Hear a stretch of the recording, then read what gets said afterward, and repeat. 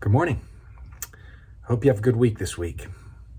I wonder if you ever feel like you are facing something that is impossible, where you are in a kind of Sisyphean life, right? Where that Greek mythology of Sisyphus rolling the huge boulder up the hill only to have it roll back down on him. We face these things in a lot of different forums in our life. Perhaps you're facing it with a job. Perhaps you're facing it with a health crisis. Perhaps you're facing it in a relationship. Perhaps you want to see something change that you just can't even imagine that it could ever change. Perhaps you're in a marriage where you feel like this thing's going to just keep cycling the same way. Perhaps you have a child that's walked away from the Lord and you're feeling heartbroken and you're hopeless. Perhaps you are feeling maybe hopeless about changing your own life and your own situation and circumstance. Whatever it is, I kind of want to just talk about hopelessness as it relates to things that feel like they'll never move in any way. I think this becomes sort of fertile ground for the evil one with us. It's interesting, you have Bible characters who face these kinds of things and face them in different ways, different circumstances and the like. Just think about this verse, Job 2:10. This is when Job is being, he said like all kinds of physical stuff happened to him. His life's fallen apart, his children and servants have died. He sort of lost everything in one sense. And his wife comes to him. His wife is supposed to be his Ezer Kenigdo, the Hebrew says, a helper fit for him, a helper suitable, one who comes alongside that Ezer Kenigdo idea, the one who is his lifesaver. And she comes alongside and says, you know what, basically, and I'm paraphrasing here, but your life is awful and you should curse God and die. Good woman, good helper. He says to her, and his response, you speak as one, this is Job 2:10, you speak as one of the foolish women would speak. Shall we receive good from God? And shall we not receive evil? The word evil there is ra'ah in the Hebrew, bad, good and bad, hard things. In all this, Job did not sin with his lips. Isn't that interesting? Job does the opposite of his wife. His wife sees the circumstance and says, this stinks. Why don't you just curse God and be done with your life? And Job says, why would I do that? That's a foolish thing to do. That's a foolish thing to say. That's an unhelpful thing to say. That's a pointer in the wrong responsive direction to the difficulty that I'm dealing with. And Job instead says, well, maybe we should receive from God what he's giving and put our life in a frame or a posture of that receptivity. And then the narrative says here that in all this he didn't sin with his lips. He maintained his holiness with his lips in his response to God at this point because he did not respond resentfully. What I want to talk to you briefly about as you begin this week is, as you face these big things, are you going to bend toward resentment or are you going to bend toward reception? Resentment or reception? Let me illustrate this in a couple of other ways with a common scenario. So when Sarah hears that she's going to have a child in the Genesis narrative, and the visitors come to Abraham, heavenly visitors, and they share that the expectation of a child. Sarah scorns it and laughs, and she's called out. It looks like she's called out by what looks like a theophany of some kind, and an appearance of a divine appearance, or at least a divine messenger. but likely God enfleshed in some way, maybe a Christophany possibly. And the individual calls out her laughing, and she denies it. She says, no, I didn't laugh at that news that I would have a child. And he says, no, actually you did.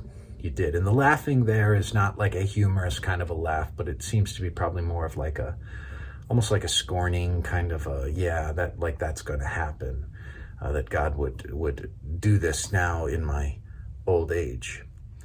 The author of Hebrews looks back at that narrative and says something in a different angle. And I think what's interesting is it probably gives us a window into two ways that Sarah processed. Her first initial response was a laughing that was almost scornful.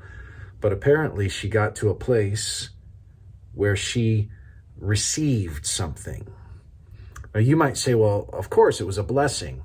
But think about her age. Think about the challenge. Think about the now, Lord, of all times, you're going to give me a child now? By faith, Sarah, Hebrews 11:11 says, herself received power to conceive, even when she was past the age, since she considered him faithful who had promised. Therefore, from one man, and him as good as dead, that's kind of humorous, Abraham's an old guy, were born descendants, as many as the stars of heaven, and as many as the innumerable grains of sand by the seashore.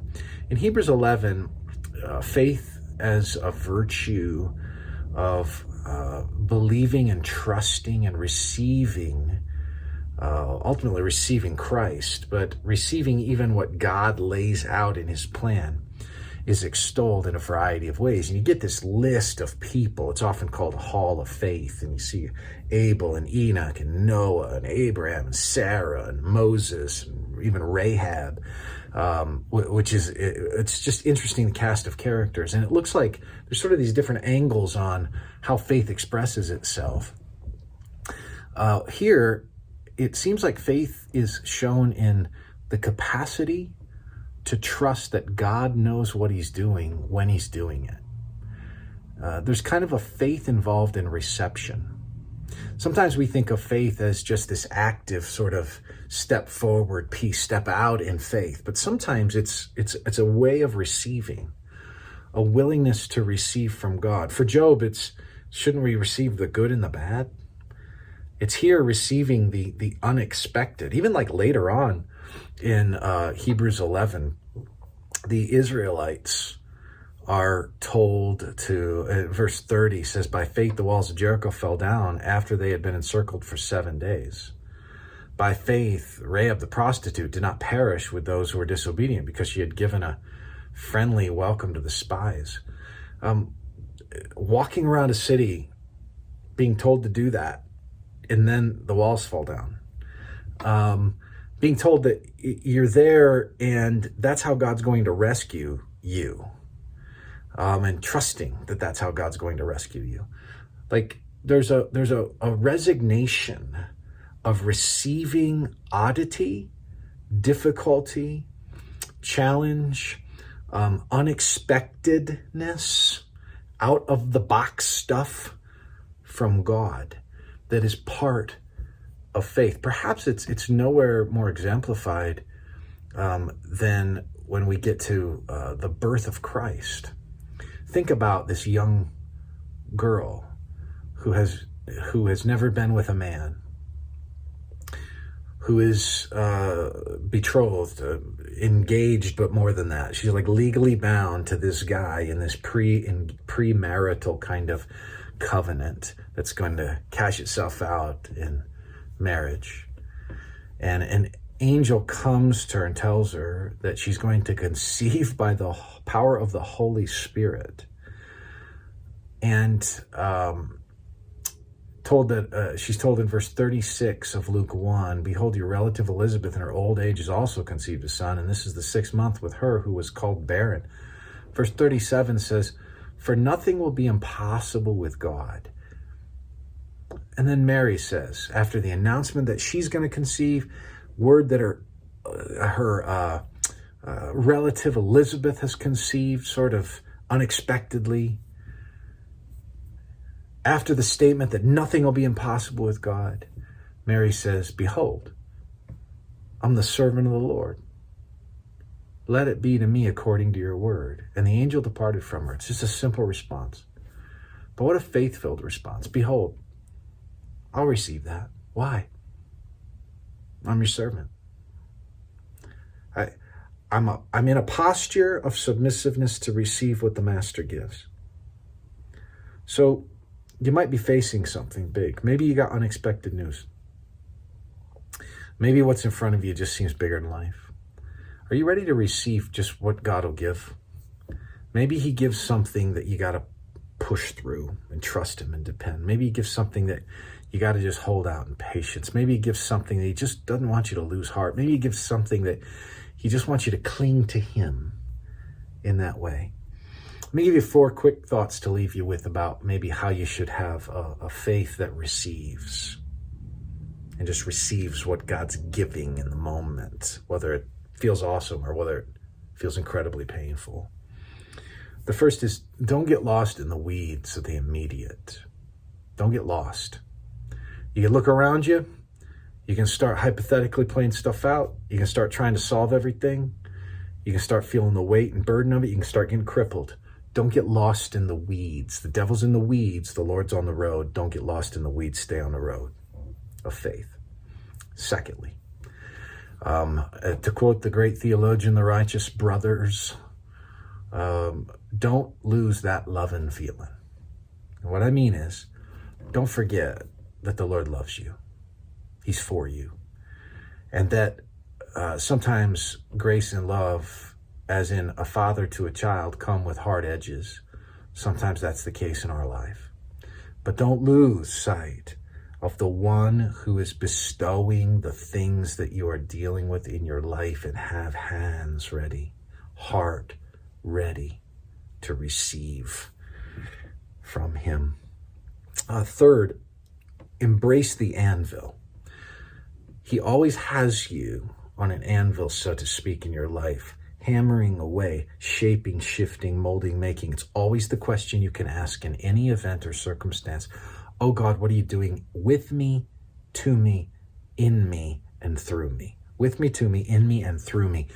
In this situation, embrace the anvil. And fourth, use it as a tool to draw near in dependence, not as a kind of thing to push you away.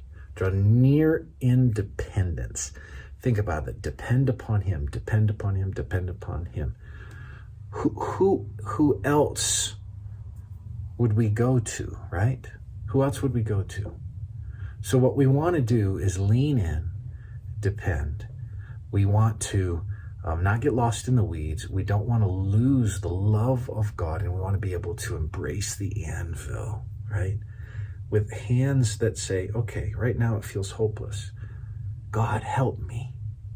Help me to have the faith to be resigned, the faith to receive what it is that you are giving in my life. I hope the Lord might help you with that, with whatever you might be dealing with in your life. If this is encouraging to you, I would encourage you to share it with others and pass it on. May the Lord bless you as you go throughout your week. Take care.